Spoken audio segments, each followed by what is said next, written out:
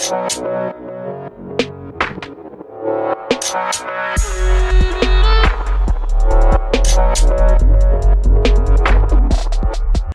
is up, guys? Welcome back to the Zaily. This is video number 2.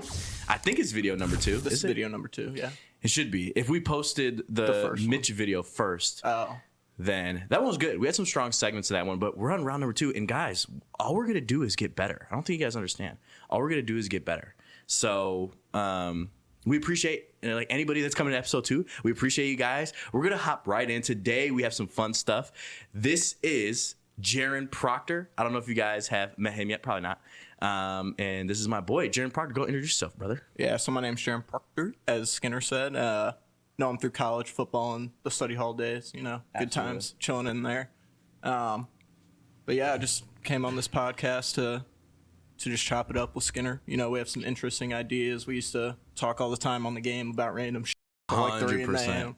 We had some good talks, so we figured we'd bring it to the podcast and share some of those thoughts with all you wonderful people. Yeah, absolutely. And sorry, I was just checking the audio there because something had to have popped up as soon as we started recording, but it's totally fine. I think it's working. At least I think it's working. So if the audio is a little bit messed up here, folks, we apologize. I apologize. I think it'll be fine. Okay. So today, what we wanted to talk about with you guys is deep concepts. That's kind of what me and Proctor are into talking about. Like, we've talked about so many deep topics that we're like, man, we would love to share this information with the world. So that's what we're gonna try to do today. Hell yeah. Yeah. So Proctor, did you want to start off, or did you want? Yeah. So I guess. And bring that mic closer to you, brother. Don't worry. I guess the first thing I sent Skinner some ideas either yesterday or the day before or something like that, and one of the things I've always been fascinated with is dreams, because let's go. The are they? Low key. Like, what are they? Like, why does it happen? Like, is there a deeper meaning to dreams? Like, I have a lot of questions surrounding dreams. So I don't know. I guess what is your interpretation of dreams? Not like your own interpretation, and then we'll bring in my studies. My interpretation of dreams. Yeah. Ooh, I don't know. There's what's interesting is actually reading up on this information is I kind of have the explanation that I got from what I read. I actually watched a Vsauce video from like 12 years ago. So shout out Vsauce. And it kind of changed my opinion on what dreaming is, because it makes sense. It's the only thing that makes sense to me is this explanation. So there's people that, studied dreaming, right? And what they said was that essentially, when you're living your day-to-day life, you encounter situations each and every day. These situations cause a certain electrical signal in your brain, okay? So what they found is when people go to sleep, and specifically when they're in REM sleep, these electrical signals replay in their mind or in their unconscious brain. Essentially, it's kind of like, that's where your unconscious brain puts that electrical signal into memory, is what they're thinking. The process of putting these electrical signals, so we can think of one electrical signal as like maybe you're learning the guitar, right, and that's going to create a different pattern in your brain, a different, connection in your brain between areas, let's just say. Okay. Right? Right. That electrical signal of you playing a guitar gets replayed again in your unconscious brain. Now, you're not aware of this signal being replayed again, but we know it happens.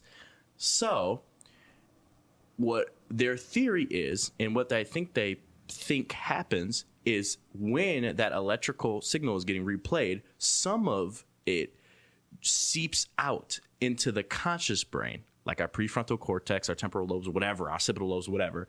It starts seeping out. And our conscious brain looks at this, and essentially, with the data that it has, it tries to do its best to make sense of it, because that's what it needs to do. It needs to make sense of something. So that's why your dreams, that's possibly an explanation of why your dreams are so weird. because it's taking faulty data and faulty information that's just coming from a process that's in the unconscious, and it's like, okay, it's a picture, it's a bat, and the bat is coming here, and Batman flew this way, but my mom is standing there. What the fuck? You know what I mean? So I read up on that, and I was like, that is a great explanation. It's just, you know, it's getting incomplete data. So that's why the dreams can be so weird. But then so I don't know. What do you think? Well, the stuff I read, I did a little research too, is pretty much aligned with yours. It's called the activation synthesis model, which is essentially what you said. It's where the brain, it has all this brain activity still, even though you're asleep, unconscious, whatever. Your subconscious and brain is still active, obviously, otherwise you'd be dead. So it still has all this activity going on, and it's just essentially random information. Your brain trying to process random information, all that brain activity and stuff that's going on. Like you said, your dreams are so random and sporadic because it's not like conscious. It's just all this brain activity in your brain trying to interpret that information while you're sleeping. So it's essentially like exactly what you said, just random bits of information being like in your brain interpreting that information while you're KO'd asleep. So what's interesting about that is, okay, why do we have visions of it? Like, I guess I kind of get it, because if we have incomplete data coming in, then our occipital lobe, for whatever reason, can take that data and then form a picture and like, oh, this is supposed to look like this, or this is supposed to look like a room, or this might look like a room, or whatever. And it's just, you know, then your brain is starting to think, you know, it's taking this data and it's like, you're in a scary situation, or you're in a nightmare because this data is this and that. When really it was just, you know, your unconscious brain just putting a dance move into memory, like pretty much in your like, you know, your memory, whatever. But what's interesting about that is, and I think this is the bigger question, what's interesting about that is we don't need our eyes to see. I was thinking the same That shit. is the weirdest thing, because that means our eyes are just a vehicle for absorbing data, not that it's giving us this objective picture of our surroundings. It may be doing that, but it's taking this data in, right? And then it's sending it to our conscious brain or our occipital lobe or whatever it's called, right? Or whatever it is. Yeah. And that means if we had an ability to send data in a different way, we would be able to see reality just the same. Yeah. Like that would, like, if I had a way to upload the most beautiful scenery into your brain, like for whatever reason, and just we'll bypass your eyes, this is what you're going to experience. And I touched every piece of your brain, from how you like your touch. I was going to say, even all the other senses. Even all the other senses. You, like, if I uploaded that into your brain, you wouldn't be able to distinguish that from reality. Yes. Like from what we Objective, think this to be reality. Right. Have you heard of there's a theory called the brain in the vat, where it's like all we are is a brain. Essentially what you said. Okay. It's all five senses: taste, touch, smell. Anyway, the five senses. No, bro, we are fucking smart, yeah. man. I like with taste, touch, sense, vision. Nah. Anyway, you get what I'm trying to say. We have to do this now. We know them, guys. Taste, touch, smell, sight, vision, hearing. I was testing you, bro. So we got there. That's all that matters. Pause 1 second. And I'm back. I got my hat, guys, because Skinner's pushing 40, so it looks like it. You would think so. I'm kidding. Bro, people people watching the pod in the beginning are gonna not pay attention to anything I was saying. They'd be like, dang, bro, is low-key getting bald. They're gonna be researching shit for you. They'll be like, hey, bro, in the comments on your video. Like, bro, did you hear anything we were just talking about? You guys hear anything we were just talking about? Or are you just gonna roast me in the comments? No, I was kidding. Hopefully a little bit of both. Hopefully they take something from it. It'll be my mom, my dad, your mom, and Connor Farouk. Shout out Con, my boy. Connor's gonna be like, damn, good job, guys. But yeah, shout out Connor. Great fella. Yeah, shout out to the dog. Okay, so we're back. Continue. Yes. So there's a theory called the brain in the vat, and it's a little out there, but it correlates very well with what you just said, where our brains or this reality is nothing more than our brain and some tube you see in a movie, or it's full of fluid or whatever, just hooked up to all this shit, and it's just sending, like, pretty much what you said, touching all of these areas of the brain that create these five senses to give you an objective reality. So, like, me and you, theoretically, based on what you said in the seer, we're just being fed this information. Our brain is just chilling, like, somewhere, just out there. It's a very interesting theory. I think it's I don't know. I guess it may be like less likely, but you know, like from that information, if that is true about dreams, then that means that data can be uploaded to us in a whole bunch of different ways, possibly. It definitely can be. Not just from our eyesight. Because that always tripped me out about dreams is like, how are you seeing this without the process of, you know, the light coming in, touching your rods and cones, and then that information getting sent back to your brain or your occipital lobe, and then it flips the images or whatever it does, you know. Yeah. And it's not going through that process. It's going through a completely different process. And now reading up about what scientists think potentially is the reason for us dreaming, now it's even more fascinating. Like, oh, well, maybe that is the reason why we dream. That makes a lot of sense to me, you know. I guess, like, we don't have to go too far into this one, but one of the things that I'm able to do is lucid dreaming, and I'm able to control my dreams. My thing is like, now what does that mean? And it's funny because when you are able to lucid dream and stuff, there's certain things, like, you know, there's certain things that you can do, but like there's also things that you necessarily can't do. They say, like, when you lucid dream, bro, you're able to just throw things across the room, and bro, you can lift up a house and throw it. Like, no, it's really weird because at least in my experience, when I have you know, done it or whatever, because a lot of people will have lucid dreams, you know, when I have done it or whatever, it wouldn't be like you know, I could just throw a mountain, I could just rip a mountain apart and just throw it, you know, whatever, or like, you know, I could throw a building across the road. It would be like if I moved a car, oh, that's easy. I could toss a car a million miles, but it would take me a lot more effort to move a house. I have no idea why, but it was like tiered levels of hardness. That's interesting. Like, yeah, if I try to move a house versus move a building, the house would be easier than the building, you know? Right. And the house would be harder than the car. So it was just super interesting. But yeah, I don't know. What do you think about? I've never lucid dreamt in my life. I don't think it will happen one day.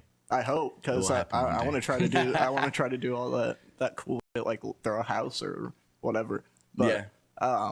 I think there's tiers to the hardness, just because like it's hard for your brain to do something that it's not, what's the word, like that it hasn't done before, in a sense, if that makes sense. Like, okay, like if so let's say I can throw this disc in real life, whatever. Okay.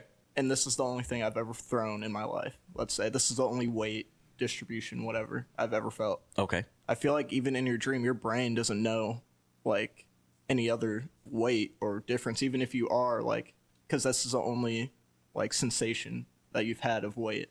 Yeah. So how is your brain going to be able to tell you, oh, throw this big mountain in your dream, you know? So what I've experienced with this ability, I guess, right, is that it's not necessarily, the weight is a factor. It's more about knowing how to think to be able to do it. Like when you're lucid dreaming? What's that? When you're in a lucid dream, knowing how to think? You have to know how to think. And it's like a process. For instance, if I start slipping up on how to think, then, you know, I could mess up moving a car that moved 1,000 times. Right? If I mess up on these little bitty, like, ways of thinking within the lucid dream. But if I'm hitting it and I'm doing really well with the way of thinking, and I literally can't explain it. It's like you're not thinking necessarily like move and then it just does it. It's not like that. It's like oh, this dream, I want this to move. And it's going to move here. Right. Because I can do that. Like, it's really weird process. So are you, like, constructing your dream? You're not, like, you're like, oh, I want this over there. Oh, or, like... I literally wish I could explain it, but I can't even explain it. I can't even explain it. Now, maybe somebody else could explain exactly, like, how to do it. And we probably shouldn't, like, go too deep into this, bro. Don't come for me. No, I'm just kidding. But yeah, lucid dreaming is definitely a trippy thing, and I don't ever force any lucid dreams or anything. It just happens. Like I know how to like teach people how to do it, but I never have, because it's just not.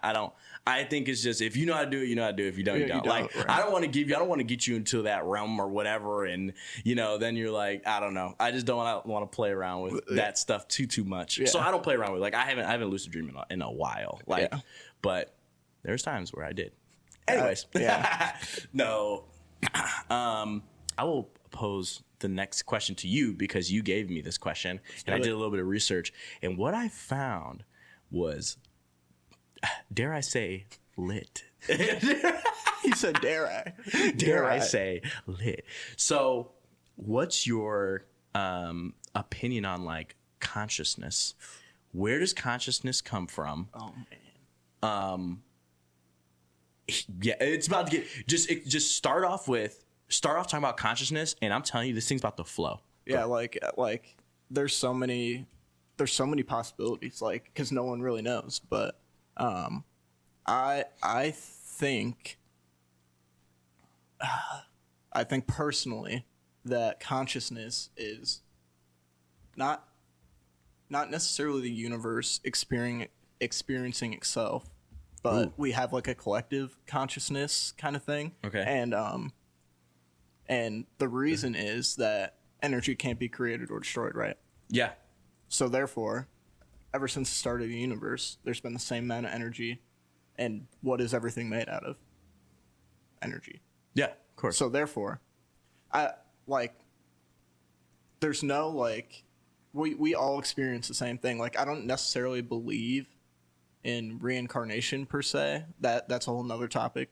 But just like our brains, there's some form of collective, like we all experience the same thing, and I don't know. I just don't know how to describe it other than like we are all the same energy, like experiencing itself. Okay, so I kind of get what you're saying. Like I kind of like, because matter is not created nor destroyed, and matter has been like, you don't necessarily. This is crazy what I'm about to say. You don't necessarily own yourself. No. The only thing you own is maybe the consciousness, but maybe the order. Like, I don't even know if you own that, though. Because everything that we have in our body, in our system, whatever, in our brain, it's just an interconnected web of, neurons working together, like as far as our brain. And then our body is just genetic, like whatever our genes tell our body to do, it will, produce it. It says to make a hand, it will make a hand. But the thing is, that matter was found somewhere in stars, actually, like, exploding stars or whatever, right? So stars that went supernova. Yep. So, man, that is a very crazy thing to think about, is like, you don't necessarily even own your body. It came from the universe, and eventually it will go back to the universe or the earth or whatever in some way. Oh, damn. Trying to break the table. Whoa, crazy thought. No, I'm not going to go there. Well, go ahead. No, dude, I'm not going to do that. Go ahead. I'm not going to do that on the second Zaily, bro. We're not going to go there. We'll wait on that one. Because I had to flesh out that thought a little bit more before. He's mad. This is, I think, I don't have that thought fully fleshed out. So I'm going to wait on that one until I can explain it well. Okay. But yeah, I don't know if you had any follow-ups on that, but I would. Yeah, so I guess there's multiple, like, theories of consciousness. Like, have you heard of like it's a TV antenna or radio antenna, like coming from somewhere? Like, I had that idea like a long time ago when I was young. I didn't get it from anybody, but that's how I thought of like maybe that's how conscious, or maybe that's how we get our like thoughts and ideas. Yeah. Okay, but yeah, continue. So apparently consciousness is nothing more than like my voice in this microphone. Like, something is projecting and this microphone's picking it up, whatever, and then we have these thoughts, consciousness, blah blah blah, and our bodies are nothing more than a meat sack that just takes this signal and does it, I guess. Right. I don't know if it's anything deeper than that, but no one, I guess, I don't know where the signal or whatever would be coming from that's like transmitting information or consciousness, quote unquote, to our brain. But that's another talked about theory. Is just we're just receivers of this stream of consciousness of some sort from somewhere that gives us, conscious sentient thought, pretty much. Right. It is incredible that a universe that relies completely on cause and effect, basically from the Big Bang, a big cause and effect from the Big Bang, but there is some differences in this universe, like human beings or anything that has consciousness that can work independently of that Big Bang, independently of cause and effect. And I mean, not independently of cause and effect, but they're not within, like, for instance, me going over and giving you a hug is not necessarily caused by the Big Bang. Maybe you can make a really aggressive argument, like a really out there argument, like, ooh, that, like, but for all intents and purposes, I guess for the conversation, like it would be. Go ahead. Well, finish your thought, because I have a question that's a little separate from. No, I think that was pretty much it. Like, we're the only things that work. It's just interesting. We're the only things, because we have consciousness and we have the ability to choose left or right, that can work, quote unquote, outside of cause and effect of the Big Bang. Well, do you think we have conscious? Have you heard of the theory of determinism? Like, it's already determined. Like, you're not really making any conscious choice because there's no. Time is just a social construct, a human-made construct. So what you already have done has happened. What you will do has already happened too. Yeah, it's definitely a possibility. And I have some thoughts and some theories on that as well. Because you're completely right. Like, but is there? So I go back to the concept of duality. Right. When you look at a photon, it can act as a wave or a particle. Right. Are more things in our reality acting like a wave or a particle, or acting in duality, than we know of? Probably, yeah. And that could even be potentially with, like, us in this consciousness concept, in the concept of time, right? Maybe our whole entire life has already been laid out, but at the same time it's not, because we still choose the path. Is that possible? So what you're saying? Do you see what I'm saying? So what you're saying is we can still determine where we go, but there's multiple paths already laid out. We just have to choose. No. So what I'm saying, this is where the duality comes in. This is where the part where it doesn't make sense comes in. Right? With the proton, and because a proton and it acting as a wave and a particle makes no sense. Right? Yeah. So the fact of we can have a book that's already written, but we're still the author. Oh, I see. Is that even possible? I don't know. I'm not saying it is. It's just a random thought that kind of popped in my head. Like, if we already have, our book is already written. Right. We already know what's gonna, we already know what's gonna happen. But we don't know what's gonna happen. But it's already written at a future date, right? It's already finished, right? But we are still the author of that book. We can still write that book, and it can go a million different ways, but it's already written. Okay. But it's already determined, because we're acting in duality. I don't know. I just thought of that random in the head. I don't know. I don't know, bro. It doesn't. I don't know, bro. We're floating right now. I am in the sky, bro. I'm not here currently. I'm not here. I'm in the clouds. Where are we, Proctor? We're in the consciousness realm. No, I'm kidding. We're in the quantum realm. We're in the quantum realm. Oh, bro, you don't want to go there with me, dog. What, you don't want none of that. You don't want none of that quantum talk. You don't, bro. You don't. Just don't even. Let's hear it. Don't even ask, bro, because you don't want none, dog. You don't. Go ahead. Proctor's like, I want something. Okay. I'm about to blow your mind with quantum realm. And guys, just to let you know, we could be completely wrong, okay? And we could have patchy information, okay? Which, matter of fact, I'll tell you, we do have patchy information, but it's a conversation. It's a conversation. Thank you, guys. Okay. So this is gonna get cool. So recently, I was just watching a video, and I think it was a TED Talk. I cannot remember the TED Talk. I gotta start writing it down. But this TED Talk was basically talking about quantum mechanics. And it was explaining how, the theory of things popping in and out of existence. Like as in virtual particles? Well, particles, there's particles when you go to the subatomic level that pop in and out of existence. Okay. Not necessarily virtual particles, like they're real particles. Maybe they're considered virtual. I don't know. Okay. But they pop in and out of existence. Like they're in our existence and then they're out. Okay. Okay. Well, this scientist, or maybe he's a researcher, said, what if this is just a complete... I'll put it like this, because this would be a better way to explain it. The researchers said that what if we don't understand the true geometrics of our universe? Meaning, we think of things in 3 dimensions, typically, right? Length, width, and volume. Yep. But we can't even perceive the 4th. I mean, we go through time, right? We pass through time, but we don't see it as if it's, a 3 dimension, like a length, width, or volume. It's we not don't like see a it like that. physical... Yeah, it's not like a physical thing. We just kind of like pass through it. So what he was saying is, when these subatomic particles pop in and out of existence, that they're like, for scientists, it's like, this makes no sense. They're popping in and out of existence. They're at random. They're whatever. But the guy was saying, if we had a bigger picture, or if we had a deeper understanding of geometry, maybe these particles are moving along a path that makes completely sense in that higher geometry.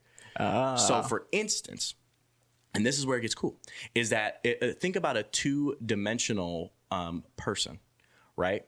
And they can only see things in length and width, right? But imagine the particles in their universe are moving in 3 dimensions, length, width, and volume. So let's say the 2-dimensional board was right here, right? And I'm a 2-dimensional being. Just pretend I'm a 2-dimensional being, right? And I'm looking this way, okay? And a particle comes from 3 dimensions into 2. I see it. Oh, it's right there. And then it goes out. Then it hits a wall and comes back this way. And then the particle comes back through my vision but you only see up it here. I've seen it only twice. Yeah, because you've seen it once as it's passed through here, and then it hits a wall, and then it comes back and passes through your plane of vision, quote unquote, in this 2-dimensional world up here. So now you look up, you're like, oh, it's there. Like it came through here first, and now it came through here. To me, in the 2-dimensional world, I'd be like, this is completely random. I'll be on all these podcasts, all these TED Talks, like, dude, this makes no sense if I was a scientist in this universe. And I would have to go to 2 dimensions to be a scientist, I guess. But no, bro, you can't do it in 3, bro. You got to go down to 2. You got demoted. In 2 dimensions, right? I would be on all the podcast late night shows like, yeah, dude, our universe is completely random. These particles pop in and out of existence. It makes no sense. Right. But really, in our 3-dimensional world, we're like, no, this makes perfect sense. It's going through, it hits the wall, and then on a perfect angle, it's going right back through your 2-dimensional plane. You just can't. You can't perceive it that way. Yeah, you can't perceive it that way because you don't understand the universe's geometry. That's insane. Or if that's the right word, I think geometry is the right word. Yeah. Just that. I don't even know. Like, that's insane. That's what the guy said on this TED Talk. So I mean it's definitely plausible. But the only issue is how do we get to this higher geometry though? Because we can't even fathom a 4-dimensional. I mean, we know what time is, yes, but we can't grab it and be like I can touch this wall, like I can perceive all of it. But if we can't do anything with it, how do we understand the higher geometry of it? You know what I mean? Well, I guess what string theorists would say is higher. A lot of string theorists talk about like these curled up dimensions or something like that, which I'm not have full understanding. I gotta learn because I'm not too interested in string theory in itself. But I think this concept does come from string theory if I'm not mistaken. But I don't know. I don't know how we would get access. Now, what I could tell you is that I can make predictions on what if I was a 4th-dimensional being, what we would look like in four dimensions. I could tell you that. Let's hear it. Okay. Spit it. So this is my theory. I got this theory from a guy on TikTok. Maybe you guys have seen him, and I forget his name again. Okay, I'm gonna start remembering names, bro. I'm gonna start remembering names, writing down what I have. It's just so much like just flooded information. But then I like take these concepts and I like build on. Anyway, so this guy was talking about how, basically, like it was a good way of explaining 4 dimensions to a person that's living in 3 dimensions like we are. And he did it by, obviously, you know, a lot of times we like to use 2 dimensions. So for instance, right, if I pretend my hand is an apple, right, and this is the 2-dimensional slice. Pretend I'm a 2-dimensional being again. Okay, two-dimensional Zay. So as we're going through, right, all I'm seeing is slices of that apple. Is that making sense? Yeah. Yes. So I'm seeing, and these slices would be like right up next to each other, almost what's the word? Like you couldn't perceive the differences in these slices, essentially, because you're just getting infinite amount of slices as that apple, right, is passing through. So if I'm a person looking at this apple passing through, or if I'm even the apple itself, I would say, oh, I'm a little bit of skin. I'm a little bit of skin. I'm a little bit of skin. Oh, now I'm a little bit soft. Okay, now I'm a little bit soft. Like, ooh, I'm a little fruit. Nah, what is this? I'm a little fruit. I'm a little fruit. Ooh, I got seeds. You're about halfway through. You're like, dude, I've really aged. I've really matured. I have seeds now, and I'm going through the. You know, as I've gone through, I have seeds, and now you get past the seeds, and now you know I'm still a little bit of fruit, and then you become, and then. Right when you're getting to as that apple's passing through, right when you're getting to the end, you start to get nervous. Like, wait, what happens now? Like, this is about to be the end, you know? Right. And then eventually you pass through, right? It's the same thing. Now take that concept, bring it up to 3 dimensions. What in our life we see in infinite slices that we are passing through, essentially. Time that we have no control over either. No. Time. Right. So. Time. So. Yeah. Did this? So in the 4th dimension, right, where time is infinite slices, would we be able to just like flip through, kind of like not necessarily flip through like a book, but like you're thinking about it all wrong. Not or like we are the. Ooh, yeah. You put that back on there, and then just bring that bad boy closer so they can hear you, because or like we are the slices of time, like, and we can be like, oh, I want to go to fucking 1682, and you just like, I don't know. Does that make sense? Like, you have the infinite amount of time, and since time, like, I don't know how to explain it. Yeah, I got you. I don't know how to explain it. Here it goes.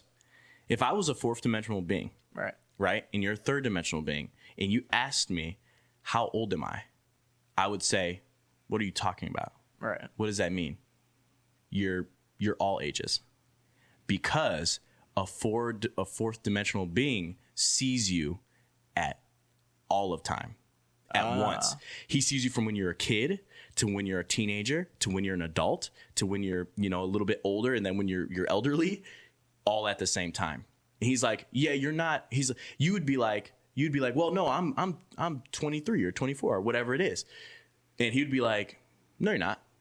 He's like, oh, you're just passing through that time right now, but I can see all of you. No, you're every time. You're not. You're all ages, actually. That's true. So I don't think anybody can like imagine this, but imagine looking at yourself from when you're a kid, teenager, adult, and to when you're elderly all at once. That's what a 4th dimensional being would see. Just like if we think about an apple, we can see an apple all at once. Right? Yeah. If a 2-dimensional being would be like, yo, like, what is this? Like, hey, like, what slice is the apple in? You know, is it in its soft slice? You know what I mean? Like, is it in its fruit slice? And you'd be like, oh, maybe that's how you're saying it. But no, the apple is all one thing. It's in all slices. It has all of its slices there. And the 2-dimensional being be like, bro, what are you talking about? Like, what do you mean? Like, what do you mean? Bro, are you talking that dumb shit up there, bro? No, but you know what I mean? So, like, that's how a 4th dimensional being would see us. So when you bring back, and I don't know for sure, like, we're just having fun here, right? But when you bring it back to, like, a 4th dimensional being, like, what times can he see? Wouldn't it be all times at once? When you say all times, because time, yeah, go ahead. Like the span of an individual, like, or the span of all of time? I don't know. I would say the span of all of time, because he's seeing it at once. Now, that 4th dimensional being is passing through 5th dimensional space. Yeah, but so his time is in relation to 5 dimensions, but it's like his volume is time. So he can see everything all at once because like we have volume, that's his time.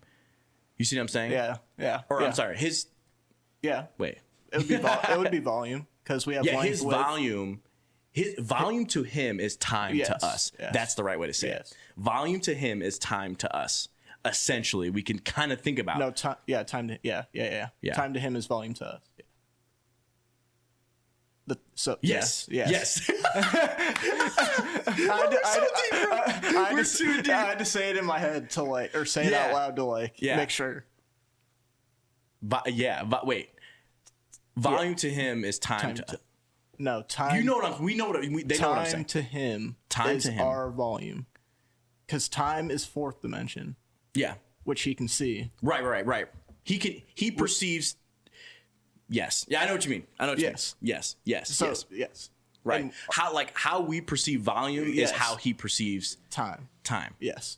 Yeah. So time it equals volume to him. Yes. Let's just go with that. Sure. Time equals volume to him. Okay. Right. But now there is a different like time for him. There is something that he's passing through, but it's not like time. Yeah.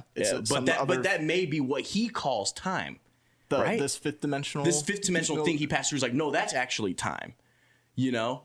That could be. I mean, honestly, I don't know. But do you see the concept, how it's working? Yeah. But we can't give it a name because we have no idea what this 5th dimension could be. Right. No idea. We have no clue. Like, no clue. Whatsoever. But like that makes a lot of sense because he can't just be like standing still for eternity in time, right? He has to be passing through some form of energy, matter, something. Gosh, I would think. I don't know. It's so hard because we're so stuck in this 3 dimensions that we can't, like there's no way to even. We can't even like fathom anything higher than the 4th dimension. Yeah, we can't even fathom. And but it's crazy when you actually compare our experience of time and you compare that to the 2-dimensional person's experience of 3 dimensions, and it's like, oh my God, those line up. Like time to them is just volume. Yeah. It's just volume to us. Okay, here we go again. Oh my God, why is that so hard? You know what I mean? No, I think that's I right. know what you mean. I know what you mean. You're following the same concept as right. And so I just thought, I think that's one of, I know we talked a lot about that one, but I think that's just one of the most fascinating things. But it's going to be so hard to even. Hopefully understand. someday some Albert Einstein level dude somehow finds a way to figure it out, like uses some type of machine or like I don't even know how you would do it. I really have no idea.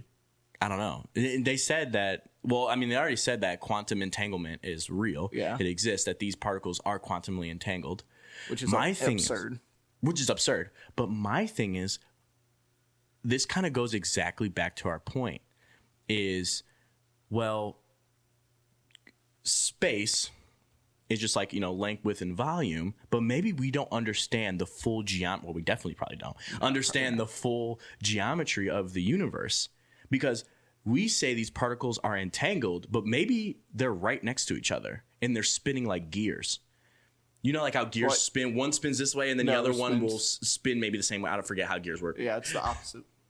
Yeah, like one gear spinning this way, and then if you spin it the other way, the one gear spins opposite. Yeah. Maybe they're connected as gears, but because we're living in this 3-dimensional reality, we think these particles are far away from each other, but really they're right next to each other. We just don't understand the geometry deep enough of our universe to understand that they're next to each other. And we just view them as entangled. Right. However far apart. Right. We're saying that these particles are not local to each other, but really, in the ultimate grand scheme of things, they're truly local. They're right next to each other. We just don't even know. That is definitely a possibility. Bro, we're I don't know where we're at right now. I don't know. Where are we at, bro? We're above clouds. We're above. We pass Mars. We're Mars. I'm about to take you past the asteroid belt to Jupiter. Are you ready to go? I'm ready. Let's go to we're corny, guys. We're corny. A little bit corny, but we're having fun. So, okay, this is a new one for you. This is a new one, and I just thought about it as we were talking. Oh, don't let me lose my train of thought here. Don't let me do it. I mean, this is an example of how our space is not truly what we think it is. For instance, photons, right, experience no time. Right. So for a photon, when it gets ejected out of a sun, the sun and you are right next to each other. Yes. And everything's right. Everything that it experiences is right next to each other. Not even next to each other. It's within each other.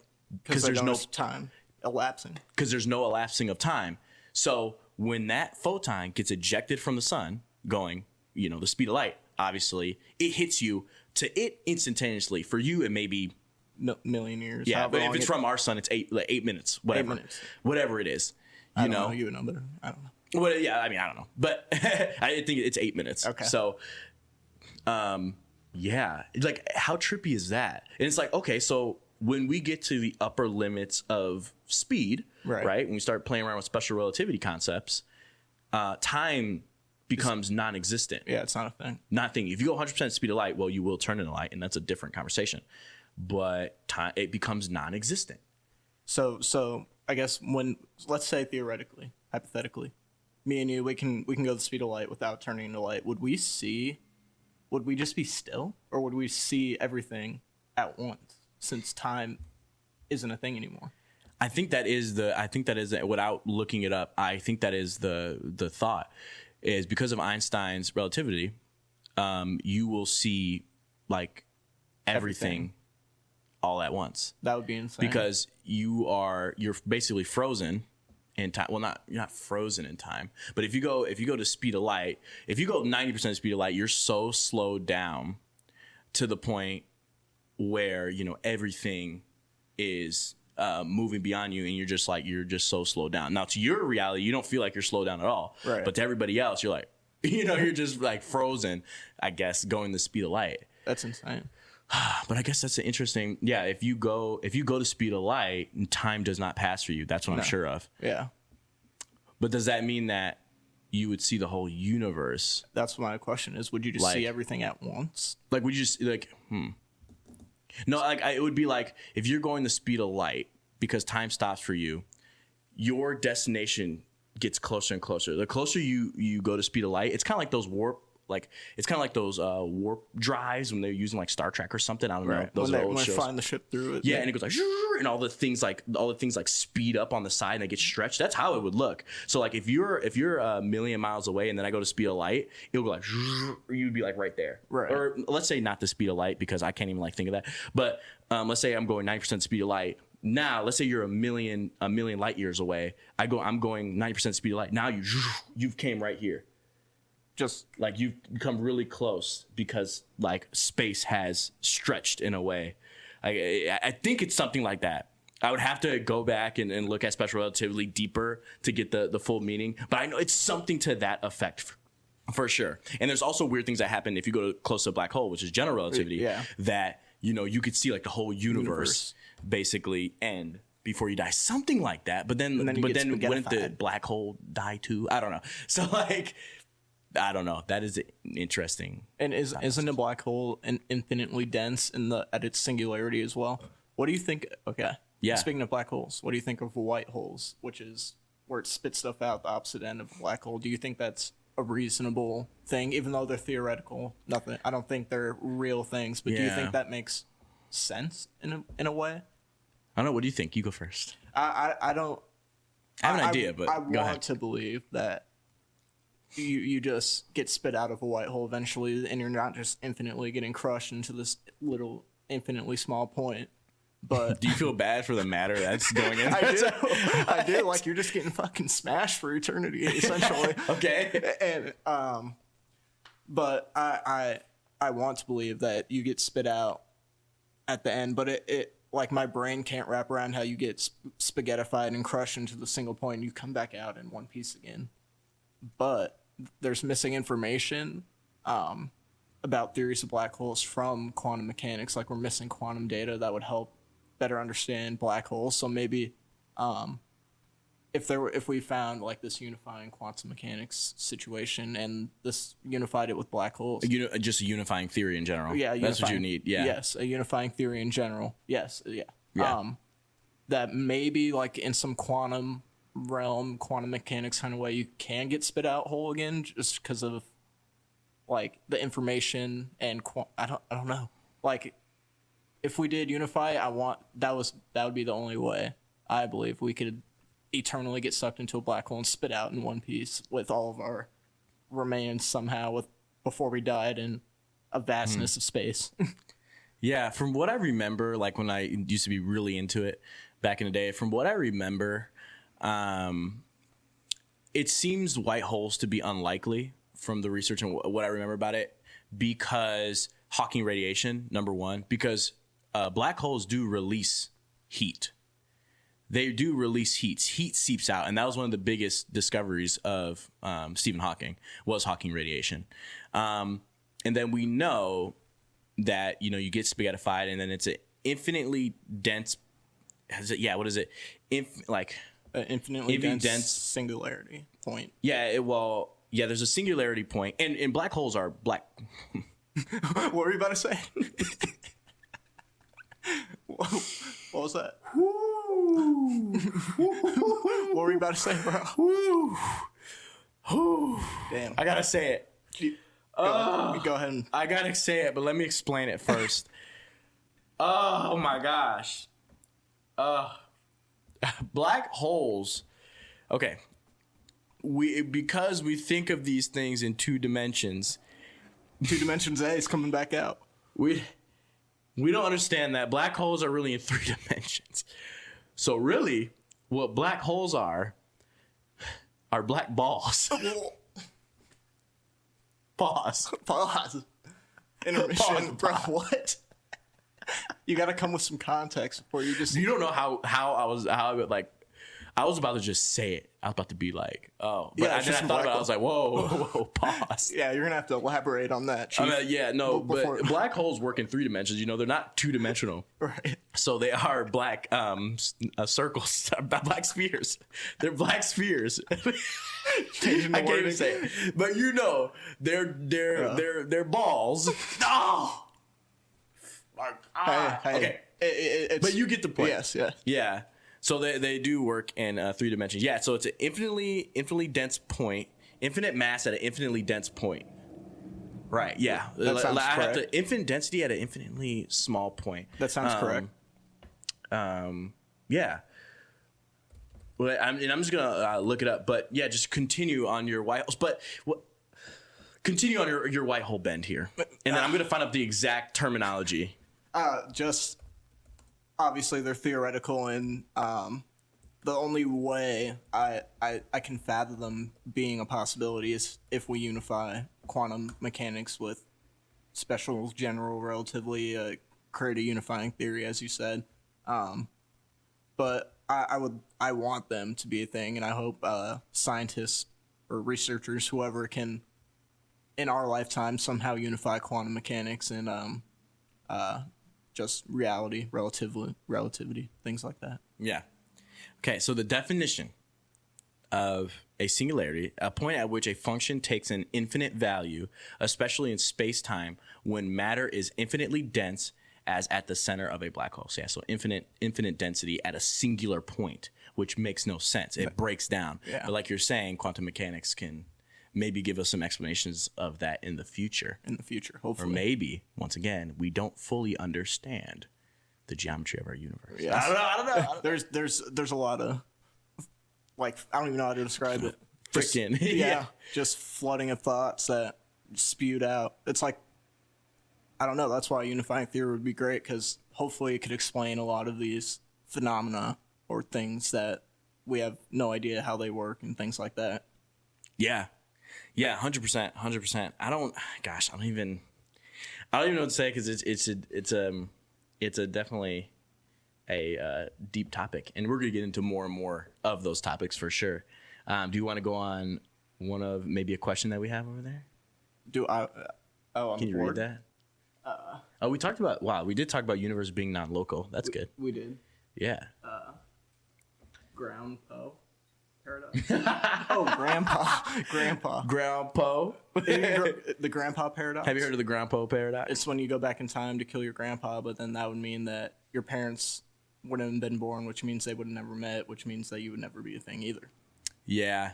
Gosh, do we even have the time to dive deep into this? I think we do. The grandpa. The grandpop paradox. We do not. Proctor's like, we do not have time. I didn't even realize it was here. Oh, okay, guys. The next one. Dang, Proctor did y'all like that, bro. I'm sorry. How do you guys feel? I got to do some things. How do you guys feel? No, guys, I'll be back. That is it for today. That's it. That was today. good, man. That was deep, and I don't even know if any of it made sense. I doubt it, but I doubt it. 100% doubt it. It's just spewing thoughts combo. It's just spewing. We're just spitting. But we hope you guys enjoyed it. I don't know if Proctor, do you have any last parting words?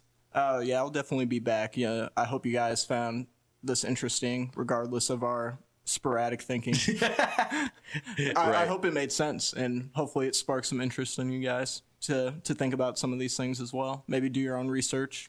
Yeah, definitely. Yeah, do your own research, guys. I mean, a lot of stuff that we say on here, just to give you a, to qualify what we say all up here, is that we could be completely wrong, right? But, we are pretty well researched. We're well equipped. But, I mean, as these days go on, we're just going to get better and better. So It's all good. We are well equipped, but we just like to come here and talk about interesting thoughts, interesting theories, and whatnot. 100%. 100%. All right, guys. You know what I got to sign off with. Make sure you like and subscribe. I should start saying that at the beginning of the video. I kind of forget. Make sure you like and subscribe, guys. And we out. Yeah. Yeah. All right, guys. Peace out. Am I just supposed to sit there in silence while you sing? Like, what is he talking about?